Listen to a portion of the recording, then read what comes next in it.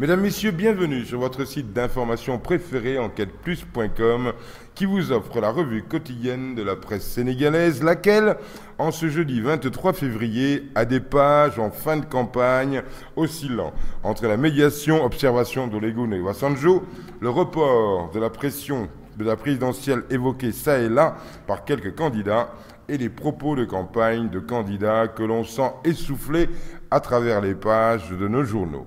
C'est dans Enquête que l'on trouve le bon mot. Il est sorti de la bouche de Wade himself, qui a taxé ses opposants. C'est à la une d'Enquête de paresseux.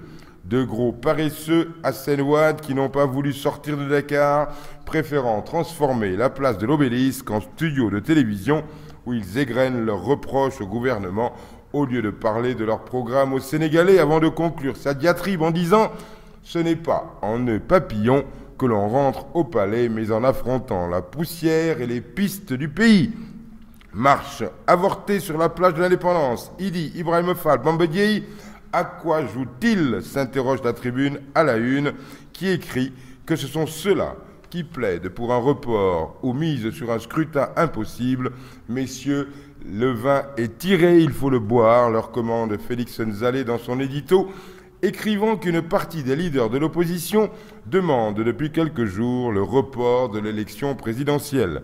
La raison principale mise en avant comme justificative de ce report souhaité, c'est la précarité de la situation socio-politique du Sénégal.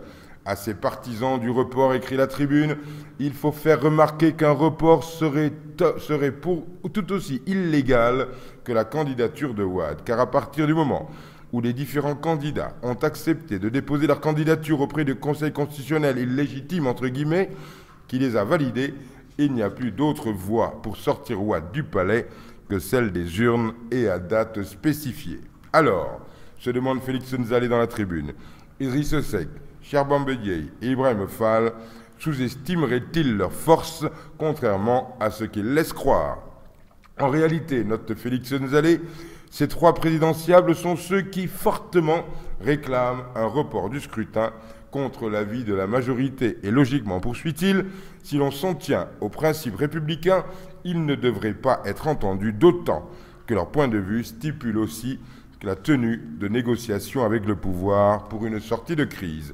L'Observateur titre « Le M23 se bouscule, c'est Obasanjo pour un report de la présidentielle », notant que ces derniers affirment que ce n'est pas de son ressort et que pour l'instant, Wade dit niet. Libération affirme sur sa une qu'après le M23, Obasanjo a rencontré Wade nuitamment.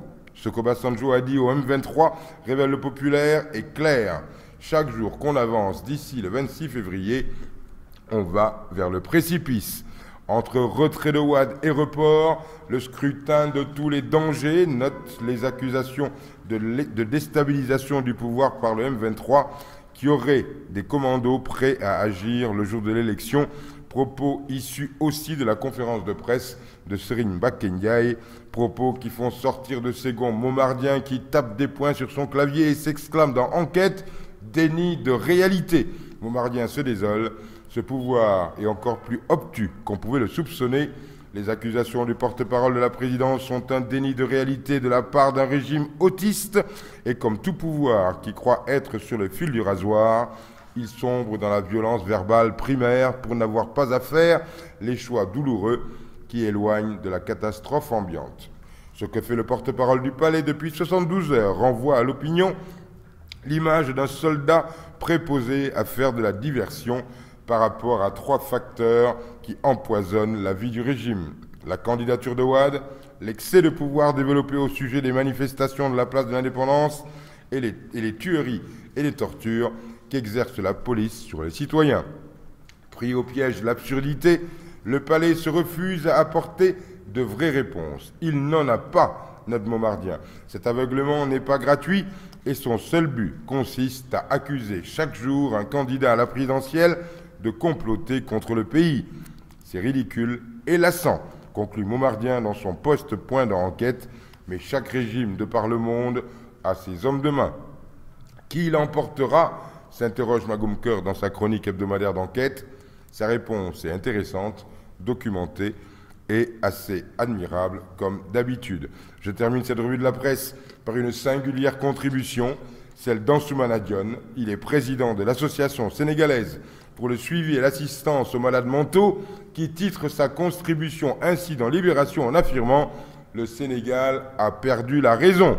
Venant de lui, c'est vraiment tout un programme. Je vote pour lui et vous donne rendez-vous demain, même endroit, même heure, même motif, même punition. Enquête plus, c'est plus d'infos, en mieux.